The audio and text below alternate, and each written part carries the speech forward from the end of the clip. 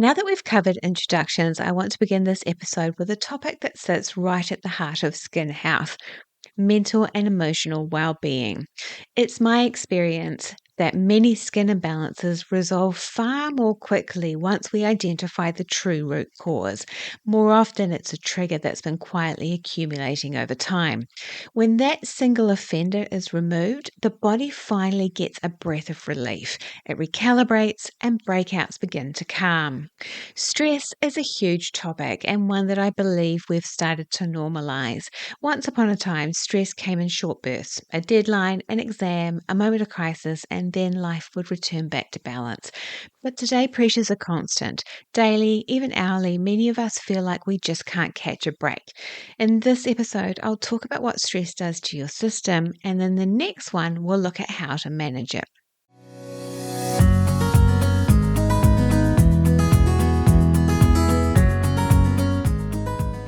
Welcome to the Holistic Skin Detective. My name is Christina and I am a holistic skin health practitioner with 20 years experience in helping people find natural solutions to their skin woes. And I'm the creator of the KDC Skin Typing Framework. If you're here, you're probably curious about how to tackle hormonal acne from a truly holistic angle. In each episode, we'll explore the deeper connections between your skin, your hormones, and your environment, because healthy skin is so much more than just the surface. So before we dive into today's topic, if you haven't yet discovered your own KDC skin type, you can find a link in the show notes to learn more. And remember, while we explore holistic approaches here, it's always a good idea to have your skin first checked by a qualified medical professional. Now let's get into the heart of today's episode.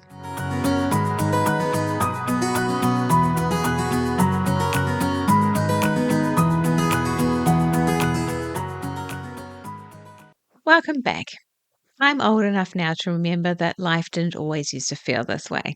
Younger generations may believe that constant pressure is just how life is, but that's not true. We used to have space to play, to rest, and to be creative. We worked hard, but then we clocked off. We really clocked off. Weekends meant friends, family, and time outside. Instead, we're catching up on long lists of chores and preparing for our next week. About 15 years ago, I noticed the creep begin. Small changes like people having to get up earlier and then earlier and then earlier and arriving home later and later and later. Traffic numbers building up and change to service structures as well. These have all compounded into what we're living now. Add to that a global pandemic, rising costs, and social disconnection, and it's no wonder that trauma work has become essential. Without it, we stay caught in the spiral of modern life.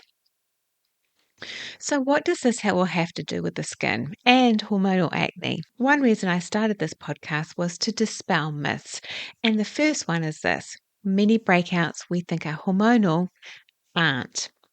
Our skin mirrors everything we consume. What we consume mentally, physically, emotionally, and environmentally. I see this in teens, in adults, and in postmenopausal women alike.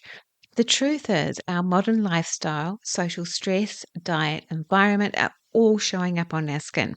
That's why it's important to look at what we're consuming in every sense, not just through food, but through information, interactions, and even products. You've probably heard of fight or flight, and maybe even freeze and fawn. But what we don't often discuss is what's happening inside the body when these modes are active. Your body is always prioritizing safety first. It's constantly breaking things down and building up new structures from food, nutrients, and other cellular material. When you eat, your body dissembles food into building blocks, uses what's needed, and then stores what's useful and clears what's not. But if your body perceives a threat, it shifts instantly into fight or flight. It stops digesting properly, slows detoxification, and focuses all energy on survival, not processing and not rebuilding. This is where the skin comes in. Your skin is your backup elimination channel. When your liver and digestive system are overloaded or deprioritized, waste that should be processed internally gets redirected outwards through the skin. That's when we see congestion, inflammation, and breakouts. The opposite of fight or flight is what we call rest and digest. When the body feels safe, digestion resumes, nutrients absorb, and repair begins. This is when the body rebuilds tissues, cells, blood, and yes, the skin. So, the most underrated step in supporting your skin is rest. Let's also dispel another myth.